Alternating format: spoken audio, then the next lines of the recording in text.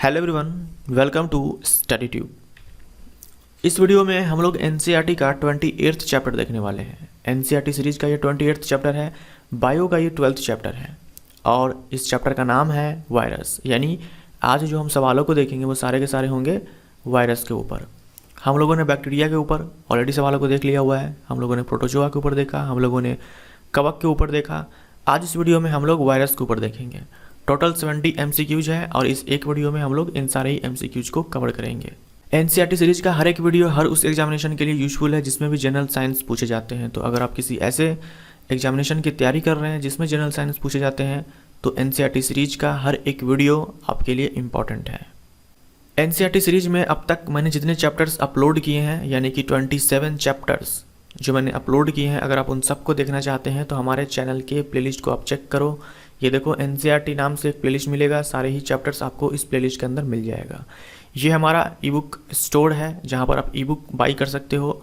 Railway और SSC ने जो लेटेस्ट एग्जामिनेशन लिए हैं उनमें जो जनरल साइंस, जनरल नॉलेज के सवाल पूछे गए हैं, आप उन सब का PDF प्राप्त कर सकते हो। एनसीईआरटी का ये 28th चैप्टर है, मैंने अभी आपसे कहा। 25th चैप्टर तक जितने भी मैंने सवाल करवाए हैं, 2400 से ज़्यादा सवाल करवाए हैं और वो सारे ही सवाल आपको PDF के रूप में मिल जाएगा। यानी कि ये सारे ही 2400 से ज़्यादा जो सवाल हैं उन सब का वीडियो के रूप में सलूशन आपको इस प्लेलिस्ट के अंदर मिल जाएगा। तो अगर आप इसे बाई करना चाहते हैं तो आप इसे सर्च मारो अपने ब्राउज़र में या फिर डिस्क्रिप्शन बॉक्स में आप लिंक चेक करो, आपको मिल जाएगा। तो चलिए हम लोग स्टार्ट करते हैं आज के पहले सवाल से। निम्नलिखित में से किसे 5 जगत वर्गीकरण में कोई स्थान प्राप्त नहीं है? RH वुट्टिकर ने 5 किंगडम क्लासिफिकेशन दिया था, तो इनमें से किसको उस 5 जगत वर्गीकरण में कोई स्थान प्राप्त नहीं हुआ है? आप सभी जानते हो क्या होगा, वायरस। लेकिन इसके साथ साथ आपको वायरॉइड भी याद रखना है और प्रियोन भी याद रखना है। यानी हमारे इस सवाल का आंसर ऑल ऑफ दीज हो जाएगा। सी, वायरस हो गया, प्रियोन हो गया और वायरॉइड हो गया। इन सब को RH वुट्टिकर ने अपने 5 किंगडम क्लासिफिकेशन में नहीं डाला है। आप जानते हो RH वुट्टिकर ने जो 5 जगत वर्गीकरण दिया उसमें उन्होंने सेल वॉल को कंसिडर किया था, न्यूक्लियर मेम्ब्रेन को कंसिडर किया था।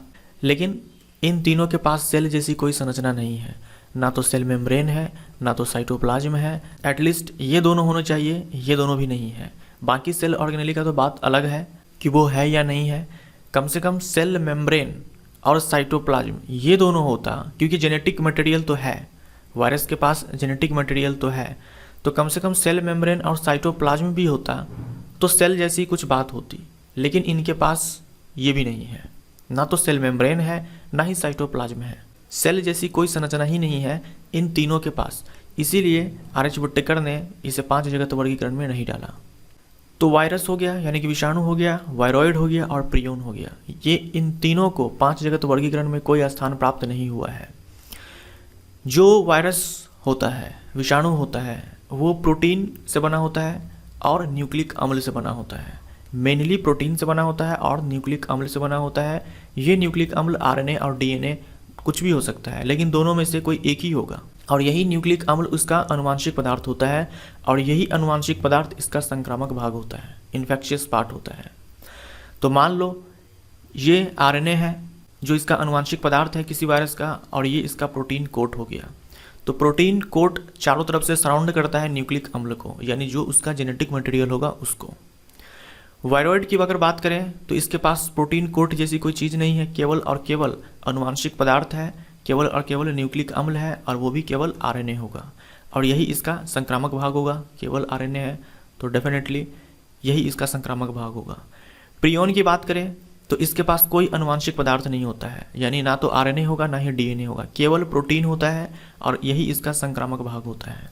तो ये सारे अंतर आपको वायरस, वायरॉइड और प्रियोन के बारे में ध्यान में रखने होंगे। आप जानते हो बैक्टीरिया से छोटे वायरस होते हैं, लेकिन वायरस से भी छोटे वायरॉइड होते हैं। वायरस और प्रियोन का साइज लगभग एक ही होता है, बराबर ही होता है, और इन दोनों से छोटे होते हैं वायरॉइड।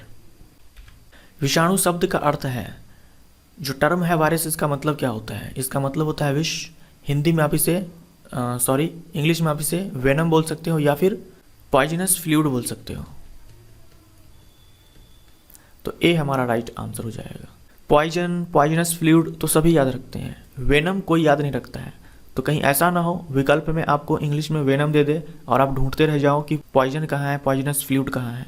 इसीलिए मैंने यहाँ पर हिंदी में विष लिखा और इंग्लिश में वेनम लिखा, ताकि आप वेनम को अच्छे से ध्यान में रख पाओ।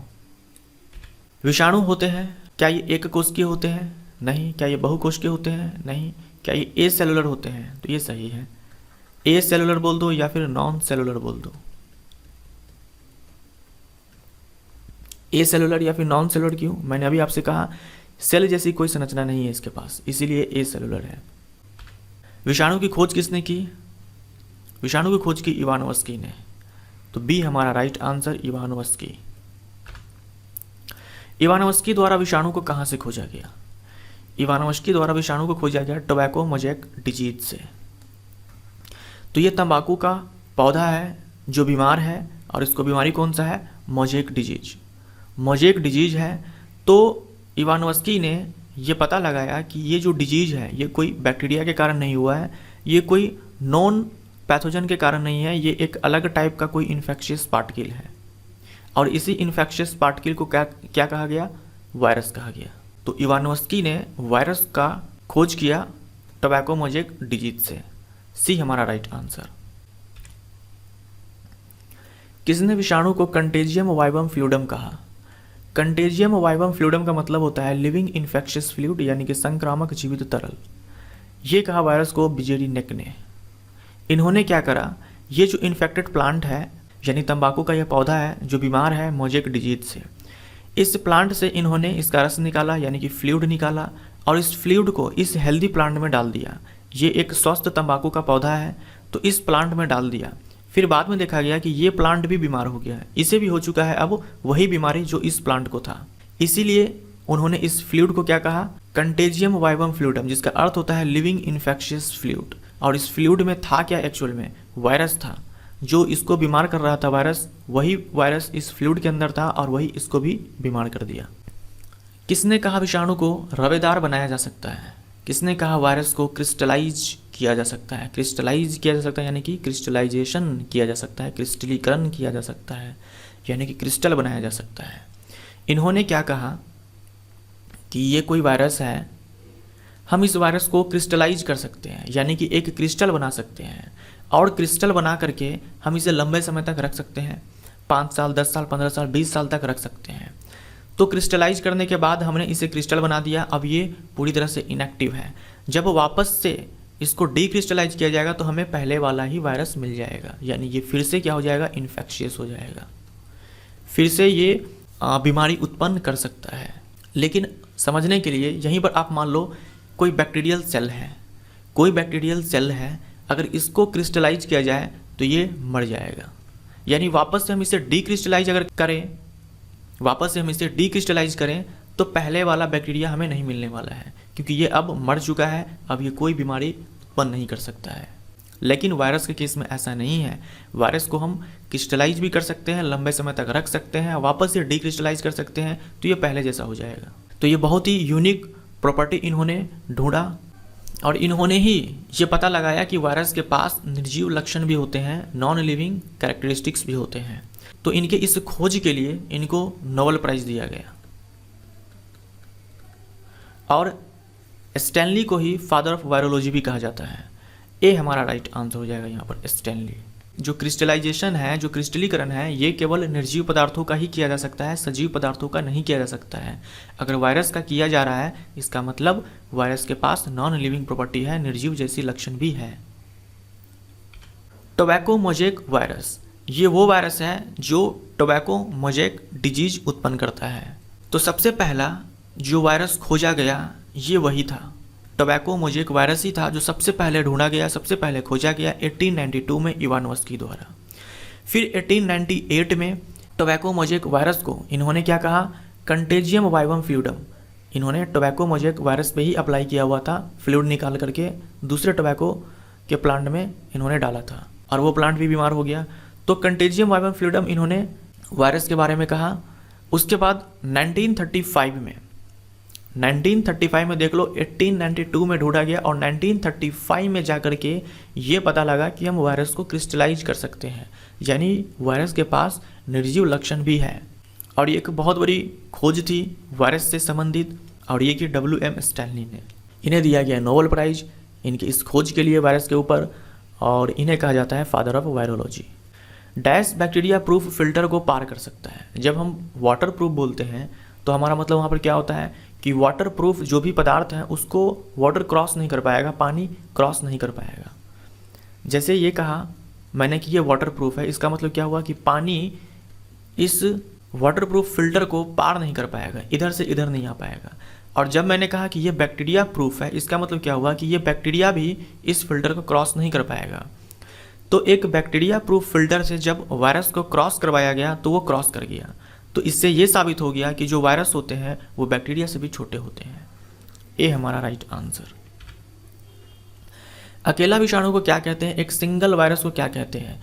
एक सिंगल वायरस है, इसे हम क्या कहेंगे? इसे कहेंगे विरियोन। माइंडेड विरियोन है, वायरॉइड नहीं है। विषाणु होते हैं, विषाणु क्या होते हैं? पैरासाइट होते हैं, आप सब जानते हो। पैरासाइट में भी यहाँ देखो फैकल्टेटिव पैरासाइट है, ऑब्लिगेट पैरासाइट है। तो इनमें जो बेस्ट हमारा आंसर होगा वो सी होगा। सहजीवी तो होते नहीं है। परजीवी दो तरह के होते हैं, विकल्पी परिजीवी और अविकल्पी परिजीवी, यानी कि फैकल्टेटिव पैरासाइट और ऑब्लिगेट पैरासाइट। विकल्पी परिजीवी वो है जिनके पास दूसरा विकल्प भी है। अगर इनको लगता है कि एक परिजीवी के रूप में अपने जीवन चक्र को चलाना मुश्किल है तो ये अपने जीवन चक्र को चलाने के लिए कोई दूसरा विकल्प भी अपना सकता है। लेकिन जो अविकल्पी होते हैं उनके पास दूसरा कोई विकल्प नहीं है, वो परजीवी के रूप में ही अपना जीवन चक्र चलाएंगे। अगर वो परजीवी के रूप में जीवन चक्र नहीं चलाएंगे तो वो मर जाएंगे। तो ये ऑब्लिगेट पैरासाइट हो गया, कोई विकल्प नहीं है इसके पास।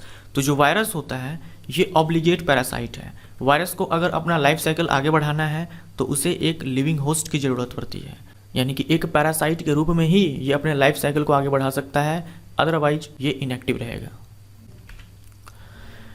अगर आपको याद होगा बैक्टीरिया वाले चैप्टर में एक सवाल था कि सबसे पहले बैक्टीरिया का आर्टिफिशियल कल्चर किसने किया, तो वहाँ पर आंसर क्या था?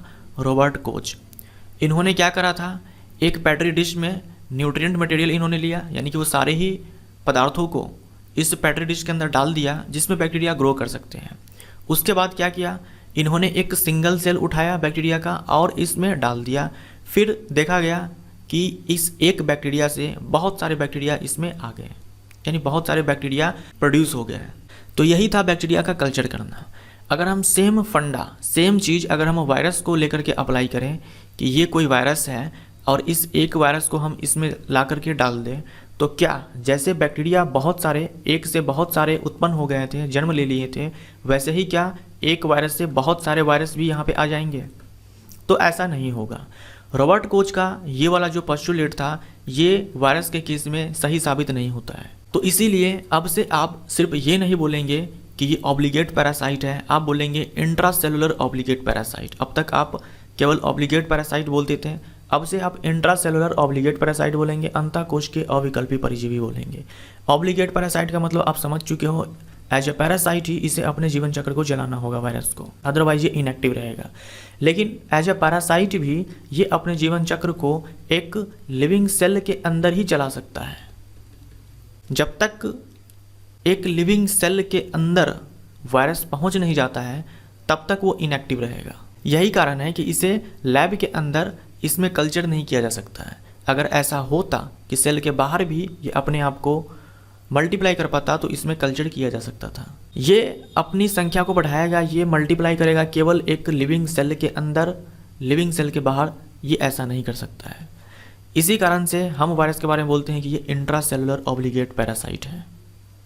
Virus is the connecting link between, आप सभी जानते हो आई थिंक, लिविंग और नॉन लिविंग के बीच, सजीव और निर्जीव के बीच की संयोजक कड़ी माना जाता है वायरस को, क्योंकि वायरस एक लिविंग सेल के बाहर इनएक्टिव होता है और लिविंग सेल के अंदर ये एक्टिव होता है। यानी लिविंग सेल के बाहर ये एक निर्जीव की तरह काम करता है और लिविंग सेल के अंदर ये सजीव की तरह बिहेव करता है। विषाणु के संदर्भ में कौन सत्य है, कौन करेक्ट है वायरस के बारे में? क्या ये लिविंग है? ऐसा बोलना सही नहीं है, क्योंकि लिविंग सेल के बाहर ये इनएक्टिव होता है, नॉन लिविंग होता है। क्या ये नॉन लिविंग है? ये भी हम नहीं बोल सकते हैं, क्योंकि लिविंग सेल के अंदर ये लिविंग के जैसे बिहेव करता है। क्या ये ए सेलुलर है? ये सही है। यह अकोशिकीय है। यह जीवाणु से आकार में बड़े होते हैं, तो यह गलत हो जाएगा। विषाणुओं के अध्ययन को कहते हैं स्टडी ऑफ वायरसेज। इसे क्या कहा जाता है? वायरोलॉजी कहा जाता है। फाइकोलॉजी यानी कि शैवालों का अध्ययन, माइकोलॉजी यानी कि कवकों का अध्ययन, बैक्टीरियोलॉजी यानी कि जीवाणुओं का अध्ययन। वायरोलॉजी का जनक किसे कहा जाता है? ये कहा जाता है स्टैनली को। बी हमारा राइट आंसर। निम्न में से कौन सा एक विषाणु का निर्जीव लक्षण नहीं है? आपको चेक करना है कि कौन सा एक निर्जीव लक्षण होता है, यानी निर्जीवों में लक्षण होता है, और क्या वो वायरस में पाया जाता है या नहीं। सबसे पहला है अब्सेंस ऑफ सेल मेम्ब्रेन, यानी कि सेल मेम्ब्रेन का नहीं होना। तो कोई अगर निर्जीव पदार्थ है तो उसमें सेल मेम्ब्रेन जैसी कोई चीज़ नहीं होती है, और वायरस के पास भी ये नहीं है, तो ये निर्जीव लक्षण है। उसके बाद है अब्सेंस ऑफ मेटाबॉलिक प्रोसेस। कोई निर्जीव पदार्थ होता है तो उसके अंदर कोई मेटाबॉलिक प्रोसेस नहीं होता है, तो ये निर्जीव के अंदर लक्षण देखा जाता है, और ये वायरस के अंदर भी होता है, तो ये भी सही है, ये निर्जीव लक्षण है। मल्टीप्लिकेशन यानी कि आप बोल सकते हो रिप्रोड्यूस करना, रिप्रोडक्शन करना। तो मल्टीप्लिकेशन ये एक सजीवों का लक्षण है, और वायरस के अंदर ये देखा जाता है, तो यही हमारा आंसर हो जाएगा। लैक ऑफ रेस्पिरेशन, श्वसन का नहीं होना। तो जो निर्जीव होते हैं उनमें श्वसन जैसी कोई प्रक्रिया नहीं होती है, तो ये निर्जीवों का लक्षण है, और ये वायरस के अंदर देखा जाता है। विषाणु का निर्जीव लक्षण कौन कौन से हैं? देखो, इसे क्रिस्टलाइज किया जा सकता है, कोई सेलुलर ऑर्गेनाइजेशन नहीं है, कोई मेटाबॉलिक रिएक्शन नहीं होता है, कोई रेस्पिरेशन नहीं होता है, और लिविंग सेल के बाहर ये इनर्ट होता है, इनएक्टिव होता है। तो ये सारे निर्जीव लक्षण हो गए। अब है निम्न में से कौन सा सजीवों का लक्षण विषाणुओं में देखा जाता है? आपको चेक करना है पहले कौन सजीवों का लक्षण है, उसके बाद ये देखो क्या ये विषाणु के अंदर देखा जाता है या नहीं। मल्टीप्लिकेशन यानी अपनी तादाद को बढ़ाना, अपनी संख्या को बढ़ाना, तो ये सजीवों का लक्षण है, और वायरस के अंदर भी ऐसा होता है। आनुवांशिक पदार्थ का होना, आपने स्टार्टिंग में ही देखा था, मैंने कहा न्यूक्लिक अम्ल होता है, आरएनए या फिर डीएनए एट अ टाइम कोई एक ही होगा, और वही उसका आनुवांशिक पदार्थ होता है। तो आनुवांशिक पदार्थ का होना ये सजीवों का लक्षण है। जो सजीव होते हैं उनमें ही आनुवांशिक पदार्थ होता है। कभी आपने निर्जीव के बारे में नहीं पढ़ा होगा कि इसमें आनुवांशिक पदार्थ होता है, तो ये सजीवों का लक्षण है, और वायरस के पास भी ये होता है, तो ये भी सही है। पैरासाइट है, जो सजीव होंगे हम उन्हीं के बारे में तो बोल सकते हैं कि ये पैरासाइट है, तो ये भी सही है। ये सारे के सारे विषाणु पैरासाइट होते हैं, तो ऑल ऑफ दीज यहाँ पर हमारा राइट आंसर हो जाएगा। अब है विषाणुओं का सजीव लक्षण। ये मल्टीप्लाई कर सकते हैं, मल्टीप्लिकेशन यानी कि अपनी संख्या को बढ़ा सकते हैं, लेकिन ऐसा करने के लिए इसे एक लिविंग होस्ट की ज़रूरत है, लिविंग सेल की ज़रूरत है, जीवित कोशिका की ज़रूरत है। यह मल्टीप्लाई कर सकते हैं। उसके बाद जेनेटिक मटेरियल का होना, जो सजीव होते हैं उनके अंदर ही हम बात करते हैं जेनेटिक मटेरियल के बारे में। किसी निर्जीव पदार्थों के बारे में आप नहीं पढ़ते होंगे कि इसके पास कौन से जेनेटिक मटेरियल है। तो जेनेटिक मटेरियल का होना ये सजीवों का लक्षण है, और ये वायरस के पास भी होता है। तो वायरस के पास जेनेटिक मटेरियल के रूप में आरएनए भी हो सकता है, डीएनए भी हो सकता है, हो दोनों सकता है, आरएनए या डीएनए, लेकिन एक समय में कोई एक ही होगा। बैक्टीरिया के पास जो जेनेटिक मटेरियल होता है वो डीएनए होता है। वायरस म्यूटेट कर सकते हैं, आपने कई बार सुना होगा आजकल कि वायरस म्यूटेट कर सकते हैं, वायरस तेजी से म्यूटेट करते हैं। तो म्यूटेशन ये सजीवों का लक्षण होता है, और विषाणुओं के अंदर ये देखा जाता है। रासायनिक रूप से विषाणु होते हैं। केमिकली वायरस क्या होते हैं? ये न्यूक्लियोप्रोटीन होते हैं। स्टार्टिंग में ही आपने देखा था कि ये बना होता है प्रोटीन से और न्यूक्लिक एसिड से। तो प्रोटीन प्लस न्यूक्लिक एसिड को ही न्यूक्लियोप्रोटीन बोलते हैं। और एक ग्लाइकोप्रोटीन होता है जिसमें कार्बोहाइड्रेट प्लस प्रोटीन होता है, और एक लाइपोप्रोटीन होता है जिसमें लिपिड प्लस प्रोटीन होता है। तो वायरसेस ये मेनली न्यूक्लिक एसिड और प्रोटीन से बने होते हैं, इसीलिए हम बोलते हैं इसे न्यूक्लियोप्रोटीन। विषाणुओं में आनुवांशिक पदार्थ के रूप में होता है, तो as a genetic material virus के अंदर या तो आरएनए होगा या तो डीएनए होगा। हो तो दोनों सकता है, लेकिन एक समय में कोई एक ही होगा। अधिकतर पादप विषाणु डैश विषाणु होते हैं। मोस्टली जो प्लांट वायरसेस होते हैं वो आरएनए वायरसेस होते हैं। अब देखते हैं संरचनात्मक रूप से वायरस किससे बना होता है। एक तो आपने जाना प्रोटीन का कोट होता है, जैसे ये एक जेनेटिक मटेरियल है। ये जेनेटिक मटेरियल ये आरएनए भी हो सकता है, डीएनए भी हो सकता है, और इसको सराउंड करने वाला एक प्रोटीन का कोट होता है जिसे कैप्सिड कहा जाता है। तो जो प्रोटीन का कोट होता है उसे क्या कहेंगे? कैप्सिड कहेंगे। और जो न्यूक्लिक एसिड होता है आरएनए, डीएनए, इसे न्यूक्लियोइड कहा जाता है। न्यूक्लियोइड वर्ड आपने बैक्टीरिया वाले चैप्टर में भी सुना होगा। न्यूक्लियोइड वर्ड का हम इस्तेमाल करते हैं प्रोकैरियोटिक सेल के लिए, और इस केस में भी, वायरस के केस में भी, जो उसका न्यूक्लिक एसिड है हम इसे न्यूक्लियोइड बोल सकते हैं। प्रोकैरियोटिक सेल में न्यूक्लियोइड ये वो स्थान होता है जहाँ पर प्रोकैरियोटिक सेल का जेनेटिक मटेरियल होता है। या फिर आप सिंपली ये ध्यान में रखो कि जो प्रोकैरियोटिक सेल होते हैं उनके डीएनए को न्यूक्लियोइड कहा जाता है। तो प्रोटीन कोट हो गया, न्यूक्लिक अम्ल हो गया, उसके बाद आवरण हो गया। तो आवरण ये आपको हर वायरस में नहीं दिखेगा, कुछ वायरस में दिखेगा, कुछ वायरस में नहीं दिखेगा। तो ये आवरण जो है ये प्रोटीन कोट के बाहर भी एक लेयर होता है, उसी को एनवेलप कहा जाता है। ये बना होता है लाइपोप्रोटीन से, यानी कि लिपिड प्लस प्रोटीन से। यहाँ आप इस पिक्चर में देखो, सबसे बाहर आपको एनवेलप दिखाया गया है, उसके बाद प्रोटीन का ये कोट दिखाया गया है और उसके अंदर ये जेनेटिक मटेरियल है जो कि आरएनए, डीएनए कुछ भी हो सकता है। कुछ वायरस के अंदर एंजाइम भी पाए जाते हैं, जैसे कि बैक्टीरियोफेज के अंदर पाए जाते हैं लाइसोजाइम। एचआईवी जो वायरस होते हैं उसके पास रिवर्स ट्रांसक्रिप्टेज होता है। तो कुछ वायरस के पास एंजाइम भी पाए जाते हैं। संरचनात्मक रूप से एक विषाणु बना हो सकता है। राइबोसोम लिखा हुआ है, नहीं होगा। कोशिका भित्ति लिखा हुआ है, ये भी नहीं होगा। कोशिका झिल्ली लिखा हुआ है, ये भी नहीं होगा। आंसर हमारा सी हो जाएगा। कैप्सिड होता है, न्यूक्लियोइड होता है। न्यूक्लियोइड यानी कि आरएनए, डीएनए और आवरण हो सकता है। जिनके पास आवरण नहीं होता है उसे हम नेकेड वायरस बोलते हैं, और जिनके पास होता है उसे हम एनवेलप्ड वायरस बोलते हैं। विषाणुओं का पेप्लोमर या स्पाइक बना होता है, ये बना होता है ग्लाइकोप्रोटीन से। यहाँ देखो, ये कोरोना वायरस की संरचना है, ये है स्पाइक, ठीक है, ये है स्पाइक। जब हमारे बॉडी के अंदर, जब हमारे शरीर के अंदर ये कोरोना वायरस जाता है तो हमारे सेल के सेल मेम्ब्रेन से सबसे पहले यही स्पाइक अटैच होता है, ठीक है। ये अगर सेल है, एक लिविंग सेल है, तो सबसे पहले ये स्पाइक ही सेल मेम्ब्रेन से अटैच होता है। उसके बाद यहाँ देखो एनवेलप है, ये एनवेलप लाइपोप्रोटीन का बना होता है, ये स्पाइक ग्लाइकोप्रोटीन का बना होता है। उसके बाद ये प्रोटीन का कोट दिखाया गया है, उसके बाद अंदर ये जीनोम दिखाया गया है। जीनोम क्या होता है? जीनोम का मतलब होता है जेनेटिक मटेरियल। जीनोम का मतलब होता है जेनेटिक मटेरियल। अगर जेनेटिक मटेरियल आरएनए है तो यही आरएनए जीनोम हो जाएगा, अगर जेनेटिक मटेरियल डीएनए है तो यही जीनोम हो जाएगा। कोरोना वायरस के पास सिंगल स्टैंडर्ड आरएनए होता है, तो ये हो गया इसका जीनोम। निम्न में से कौन विषाणु का प्रोटीन कोट है? जो विषाणु का प्रोटीन कोट होता है उसे हम लोग कैप्सिड बोलते हैं। न्यूक्लिक अम्ल जो विषाणु में पाया जाता है डैश कहलाता है, उसे हम न्यूक्लियोइड कहते हैं।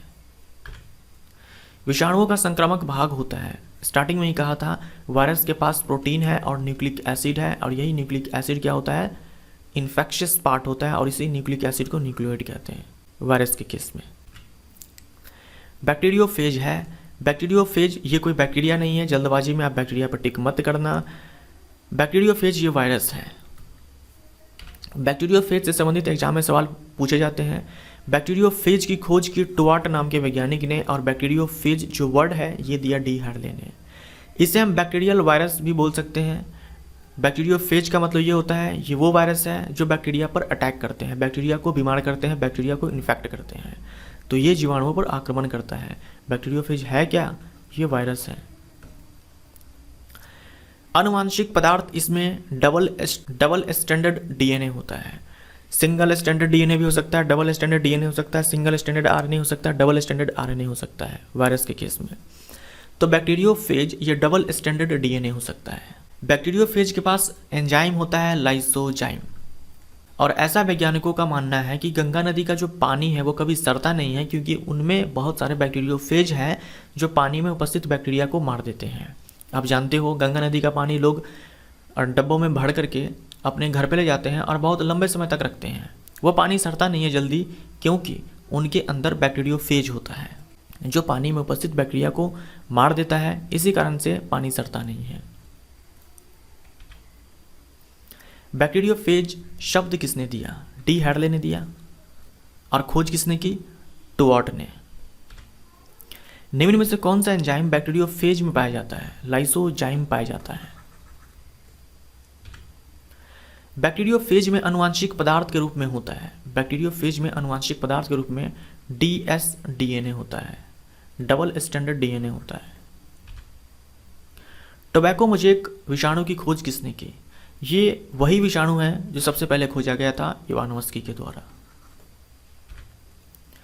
टीएमवी एक डैश विषाणु है, ये सिंगल स्टैंडर्ड आरएनए वायरस है, एसएस आरएनए है। जीवों और उसको संक्रमित करने वाले विषाणुओं के संबंध में गलत मिलान चुने। जो वायरस साइनोबैक्टीरिया को इन्फेक्ट करता है, साइनोबैक्टीरिया को ही हम लोग ब्लू ग्रीन एल्गी बोलते हैं, नील हरित शैवाल बोलते हैं। तो जो वायरस नील हरित शैवाल को इन्फेक्ट करता है उसे साइनोफेज कहते हैं, और जो कवक को बीमार करता है, कवक पर आक्रमण करता है, उसे माइकोफेज कहते हैं, और जो शैवालों पे आक्रमण करता है उसे फाइकोफेज कहते हैं, और जो जीवाणुओं पे आक्रमण करता है उसे बैक्टीरियोफेज कहते हैं। यहाँ टीएम भी लिखा हुआ है, तो ये गलत मैच्ड है।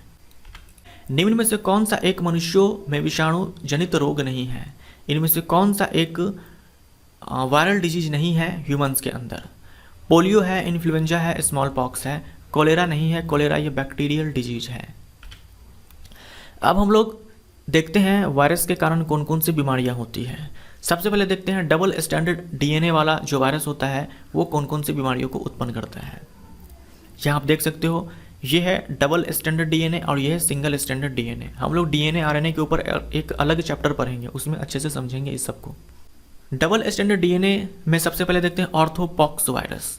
Orthopox virus, vaccinia virus, herpes virus, ये सब जो आप देखेंगे ना लेफ्ट साइड में, ये फैमिली का नाम है, ये वायरस के फैमिली का नाम है। जैसे कि कोरोना वायरस एक फैमिली का नाम है। तो ऑर्थोपॉक्स वायरस का ही एक मेंबर है वेरियोला वायरस, जिसके कारण होता है स्मॉल पॉक्स, जिसे हम लोग बड़ी माता भी बोलते हैं, चेचक बोलते हैं। तो एडवर्ड जेनर ने सबसे पहले स्मॉल पॉक्स के वैक्सीन को डेवलप किया था। वैक्सीनिया वायरस के कारण काउ पॉक्स होता है, ये काउज के अंदर होता है लेकिन ह्यूमन के अंदर भी हो सकता है, तो इसे भी चेचक कहा जाता है। हर्पीज वायरस के कारण हर्पीज होता है, और हर्पीज वायरस का ही एक मेंबर है वेरिसेला जोस्टर वायरस, शॉर्ट में VZV बोला जाता है, वेरिसेला जोस्टर वायरस। इसके कारण चिकन पॉक्स होता है, यानी कि छोटी माता, और इसको भी चेचक सिंपली कहा जाता है।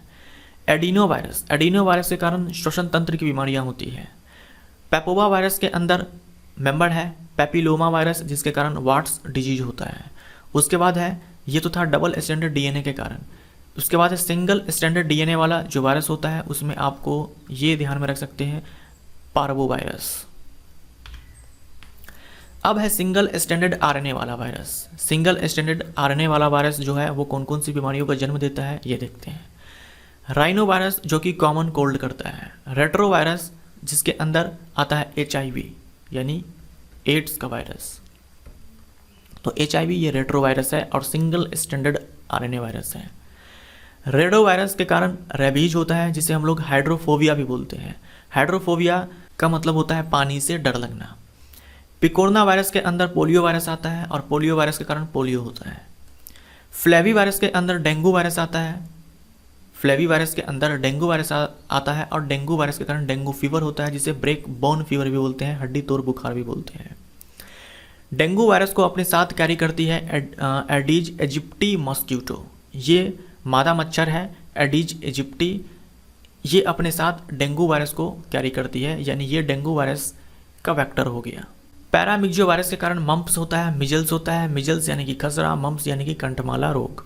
ऑर्थोमिक्सियो वायरस के कारण ऑर्थोमिक्सियो वायरस के अंदर इन्फ्लुएंजा वायरस आता है, यानी इस फैमिली का इन्फ्लुएंजा वायरस मेंबर है। इन्फ्लुएंजा को सिंपली फ्लू भी कहा जाता है।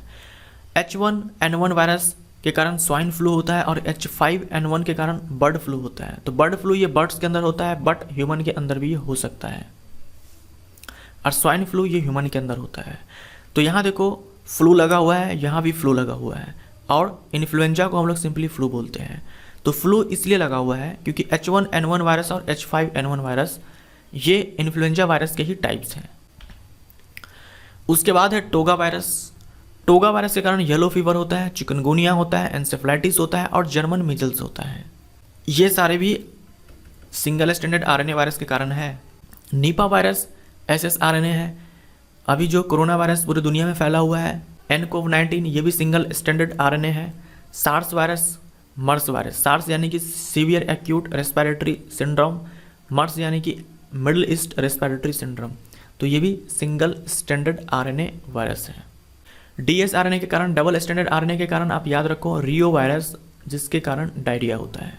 तो ये सारी बीमारियां हैं जो वायरसेस के कारण होती है। हम लोग बीमारियों से संबंधित एक अलग चैप्टर पढ़ेंगे, ह्यूमन हेल्थ एंड डिजीज। उसमें हम लोग बैक्टीरिया से होने वाली बीमारी, वायरस से होने वाली बीमारी, प्रोटोजोआ से होने वाली बीमारी और भी बीमारियों के बारे में पढ़ेंगे कि कैसे होता है और कौन से ऑर्गन उससे अफेक्ट होते हैं। निम्न में से कौन सा एक पादपों में विषाणु जनित रोग नहीं है? कौन सा एक वायरल डिजीज नहीं है प्लांट्स के अंदर? तो potato mosaic disease, papaya mosaic disease, cucumber mosaic disease, ये सारे के सारे वायरल डिजीजेज हैं प्लांट्स के अंदर। Red rot of sugar cane, ये वायरल डिजीज नहीं है तो प्लांट डिजीज लेकिन वायरल डिजीज नहीं है। तो इसका आंसर आप कमेंट बॉक्स में लिख करके दे दो कि जो रेड रॉट ऑफ, ठीक है, यहाँ पर ऑफ होगा। गन्ने का जो रेड रॉट है, गन्ने का जो लाल सड़न रोग है, ये किसके कारण होता है? आप कमेंट करके कमेंट बॉक्स में बताएं। प्लांट्स के अंदर वायरल डिजीजेज कौन कौन से हैं? Papaya mosaic, cucumber mosaic, tobacco mosaic, potato mild mosaic, sugar cane mosaic, ये सारे mosaic disease. Bunchy top of banana, leaf of brinjal and cotton, potato leaf roll और टमाटो लीफ कर्ल, ये आप देख सकते हो। टमाटर के पौधे का ये पिक्चर है और इसकी जो पत्तियां हैं देखो कैसे कर्ल हो गई है। तो ये कर्ल इसलिए हुई है क्योंकि इसे हो चुका है वायरल डिजीज और इस डिजीज का नाम है टोमेटो लीफ कर्ल। चेचक के टीके का आविष्कार किसने किया? स्मॉल पॉक्स के वैक्सीन को सबसे पहले डेवलप किया एडवर्ड जेनर ने। पोलियो के टीके की खोज किसने की? तो पोलियो के टीके के लिए आपको दो नाम ध्यान में रखने हैं। पहला है जोनास ई साल्क, दूसरा है अल्बर्ट साबिन। तो जब आपसे पूछा जाएगा पोलियो के टीके की खोज किसने की, पोलियो के वैक्सीन को सबसे पहले किसने डेवलप किया, तो आपको विकल्प में या तो अल्बर्ट साबिन दिखेगा या फिर साल्क दिखेगा। दोनों में से कोई एक ही दिखेगा, दोनों एक साथ नहीं दिखेगा। लेकिन फिर भी मान लो इन केस कभी ऐसा हुआ कि दोनों ही आ गए, तब आप आंसर बी को टिक करोगे। जैसे मैंने यहाँ पे सवाल बनाया हुआ है, मैंने अल्बर्ट साबिन भी दे दिया और साल्क भी दे दिया, तो साल्क हमारा यहाँ पर राइट आंसर होगा। पोलियो वैक्सीन के बारे में देखते हैं। दो तरह के पोलियो वैक्सीन होते हैं, एक जो इंजेक्टेबल होता है और एक जो माउथ के थ्रू दिया जाता है। 2 बूंद जिंदगी की, ये देखो बच्चे को 2 बूंद पोलियो का वैक्सीन दिया जा रहा है। तो एक तो इंजेक्टेबल होता है, यहाँ इंजेक्शन दिया जा रहा है और यहाँ माउथ के थ्रू दिया जाता है। तो जो इंजेक्शन के थ्रू दिया जाता है वो होता है IPV, इनएक्टिवेटेड पोलियो वैक्सीन। इस वैक्सीन में जो पोलियो वायरस होता है वो किल्ड होता है, मरा हुआ होता है, और इसको डेवलप किया था जोनास ई साल्क ने। साल्क ने इसको डेवलप किया था, इसीलिए इस वैक्सीन को साल्क वैक्सीन भी कहा जाता है।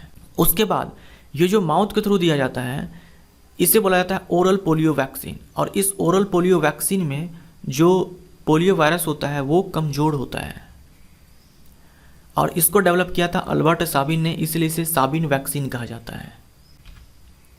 ओरल पोलियो के टीके की खोज किसने की? अब यहाँ क्लियरली कहा है कि ओरल पोलियो वैक्सीन की खोज किसने की, तब हम यहाँ पर अल्बर्ट साबिन को टिक करेंगे। रेबीज के टीके की खोज किसने की? ये किया लुईस पास्चर ने। एक विषाणु में होता है, एक विषाणु में क्या होता है?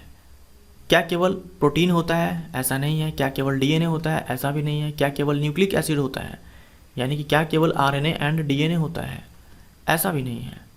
इसके पास प्रोटीन और न्यूक्लिक अम्ल होता है। डी हमारा राइट आंसर। निम्न में से कौन RNA विषाणु है? इनमें से कौन है जो RNA वायरस है? तो H1N1, H5N1, H1N1 जिसके कारण स्वाइन फ्लू होता है, H5N1 जिसके कारण बर्ड फ्लू होता है, HIV रेट्रोवायरस है, सिंगल स्टैंडर्ड RNA है, ये सारे के सारे। पॉक्स वायरस जिसे हम लोग ऑर्थोपॉक्स वायरस भी बोलते हैं, जिसके कारण स्मॉल पॉक्स होता है, ये डबल स्टैंडर्ड DNA वायरस है। शैवाल विषाणु को कहा जाता है जो अलग अलग वायरस होता है, जैसे कि बैक्टीरियल वायरस था तो बैक्टीरियल वायरस हम लोग बैक्टीरियोफेज को बोलते हैं, वैसे ही अलग अलग वायरस जो एल्गी पे अटैक करेगा इसे साइनोफेज कहेंगे। माफ़ करना, इसे हम फाइकोफेज कहेंगे। सी हमारा राइट आंसर, सी हमारा राइट आंसर, इसे हम फाइकोफेज कहेंगे। साइनोफेज वो होता है जो साइनोबैक्टीरिया पे अटैक करता है, यानी कि ब्लू ग्रीन एल्गी पे अटैक करता है। निम्न में से कौन अंतःकोशिक अविकल्पी परिजीवी है? कौन इंट्रासेलुलर ऑब्लिगेट पैरासाइट है? इंट्रासेलुलर ऑब्लिगेट पैरासाइट ये विषाणु को कहा जाता है, ये विषाणु होता है। निम्न में से कौन अकोशिकीय है? कौन एसेलुलर है? तो वायरस हो गया, वायरॉइड हो गया, प्रियोन हो गया, ये सारे के सारे एसेलुलर है। तो ऑल ऑफ दीज हमारा राइट आंसर। वायरस में क्या होता है?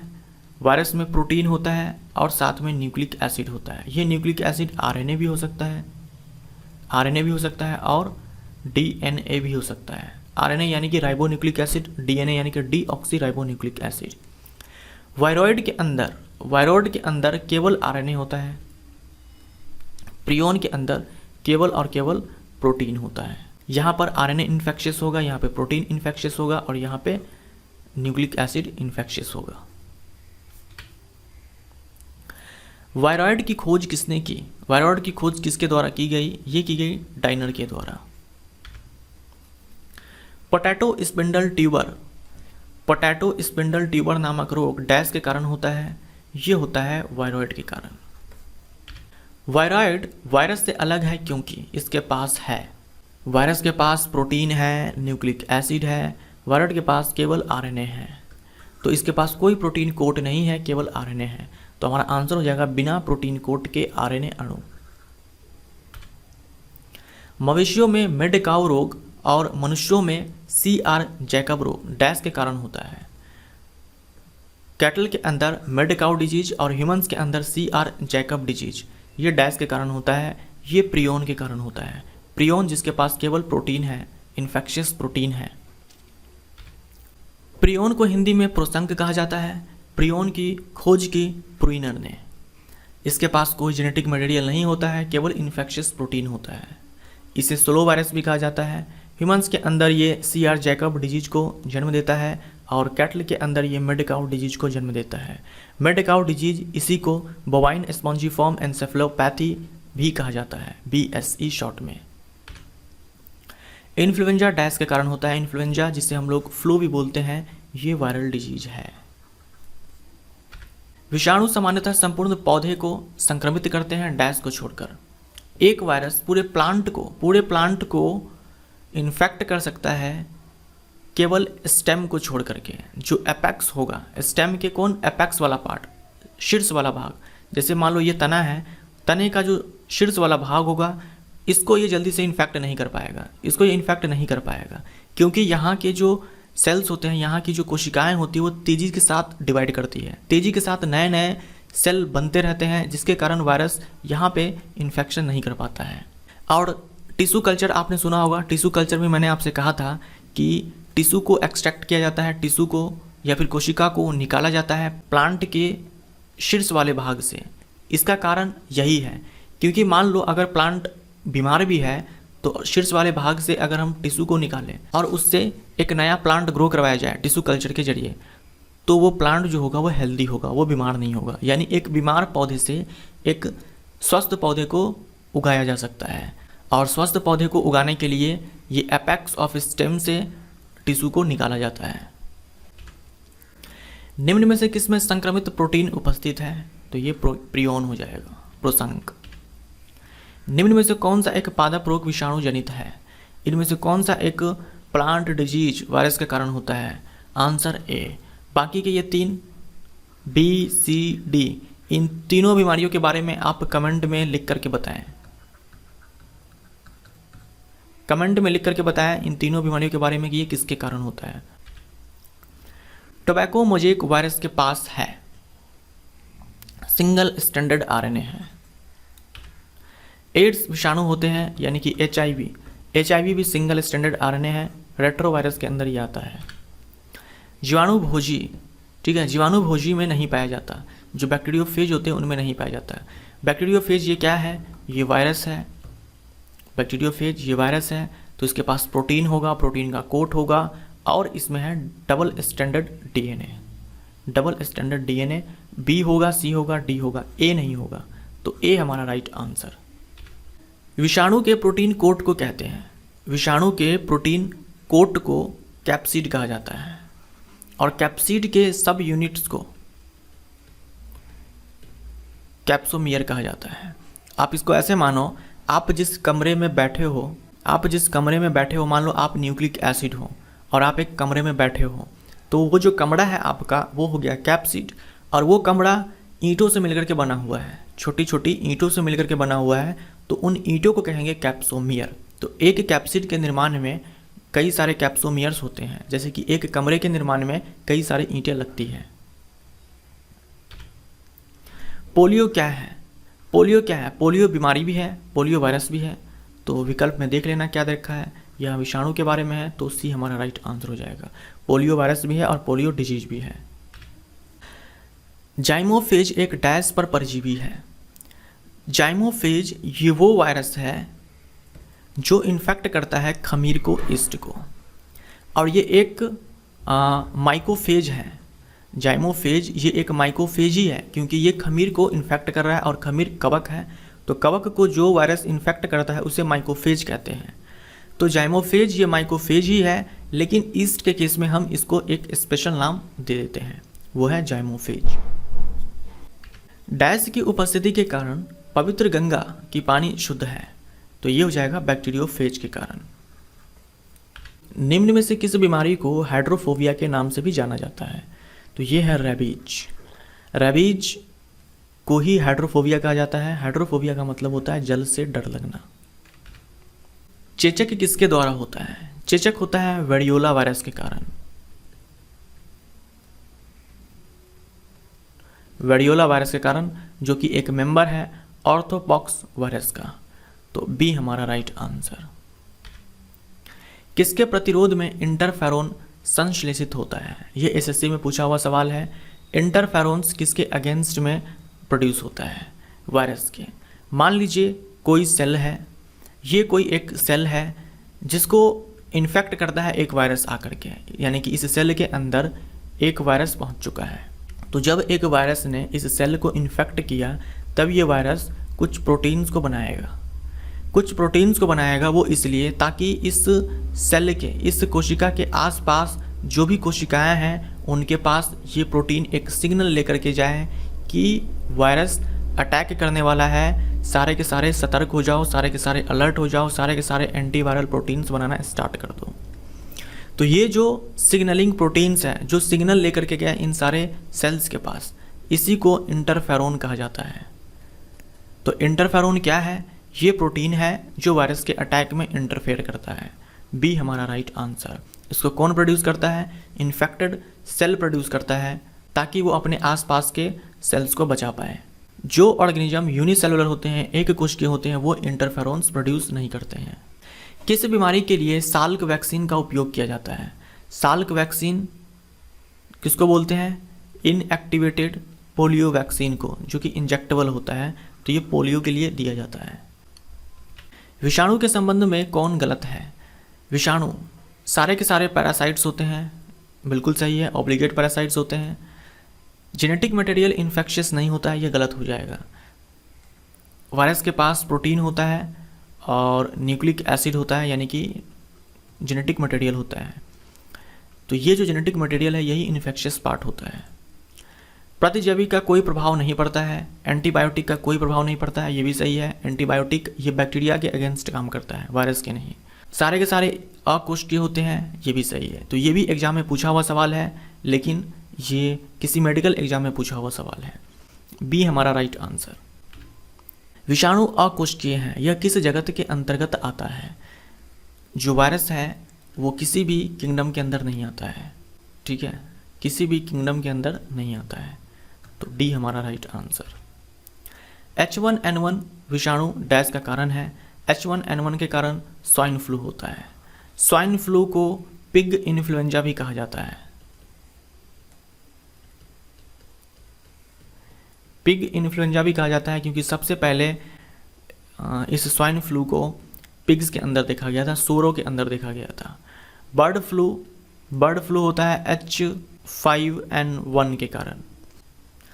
विषाणु में पाया जाता है nucleic acid plus protein. Mainly तो यही होता है सारे के सारे विषाणु में, सारे के सारे वायरसेस के अंदर आपको न्यूक्लिक एसिड और प्रोटीन मिलेगा। लिपिड जरूरी नहीं है कि मिलेगा, कार्बोहाइड्रेट भी जरूरी नहीं है कि मिलेगा, लेकिन ये दोनों न्यूक्लिक एसिड और प्रोटीन ये हर वायरस के अंदर मिलेगा। निम्न में से कौन आरएनए विषाणु का समूह नहीं है? रेट्रोवायरस जिसके अंदर HIV वायरस आता है, रियो वायरस जिसके कारण डायरिया होता है, टोगा वायरस जिसके कारण चिकनगुनिया होता है, इंसेफ्लाइटिस होता है, येलो फीवर होता है। तो ये सारे ये रेट्रोवायरस SSRNA है। टोगा वायरस ये भी SSRNA है। रियो वायरस ये DSRNA है। और एडिनो वायरस ये DSDNA है। हमारा आंसर ए हो जाएगा। विषाणु का उपयोग किया जाता है। विषाणु का उपयोग किया जाता है प्यूरिफिकेशन ऑफ वाटर यानी कि बैक्टीरियोफेज। बैक्टीरियोफेज का इस्तेमाल करके पानी को सड़ने से बचाया जा सकता है। इनमें से कौन सी बीमारियां कोरोना वायरस से संबंधित है? तो कोरोना वायरस ये एक फैमिली का नाम है। कोरोना वायरस एक फैमिली का नाम है, यानी कि इसके अंदर कई सारे वायरस के मेंबर होंगे। तो कोरोना वायरस फैमिली के वायरस के कारण ही मर्स होता है, मर्स डिजीज होता है। कोरोना वायरस फैमिली के ही मेंबर के कारण सार्स डिजीज होता है, और कोरोना वायरस फैमिली के कारण ही कोविड-19 होता है। बीमारियों के बारे में पूछा है यहाँ पर, तो यहाँ पर nCoV-19 काट दो और कोविड-19 लिख दो। यहाँ पर टाइपिंग मिस्टेक हुआ है, कोविड-19, क्योंकि यहाँ लिखा हुआ है कौन सी बीमारियाँ कोरोना वायरस से संबंधित है। तो ये जो nCoV-19 है ये वायरस का नाम है, और कोविड-19 ये बीमारी का नाम है। तो हमारा आंसर यहाँ पर डी हो जाएगा, ये और ये। MERS यानी कि मिडिल ईस्ट रेस्पिरेटरी सिंड्रोम, और सार्स का फुल फॉर्म होता है सीवियर एक्यूट रेस्पिरेटरी सिंड्रोम।